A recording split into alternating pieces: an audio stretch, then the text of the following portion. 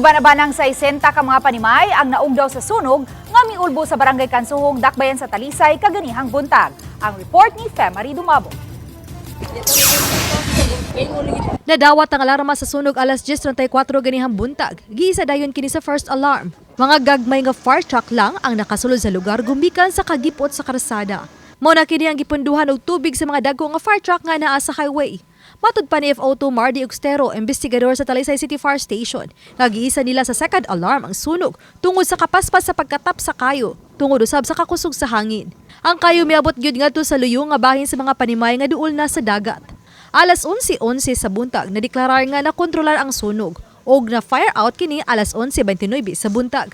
Gibanaban ang maabot sa 350,000 pesos ang danyos sa sunog nga miugdaw sa maabot sa 60 ka mga panimay nga ginama sa mixed konkreto og light materials. Ang pagsumpay-sumpay lang sa hose kay ato ang mga truck dito maguna pagsugod nagsumpay. Mga gamay ra ang mosulod. Ang tubig sa dagat wa nakatabang. Nakatabang kay naman sa mga tao dito nga nagbayanihan pod, nagsablig sa mga balde dito. Padayon ang investigasyon sa kabumbiruhan sa sinugdanan sa sunog.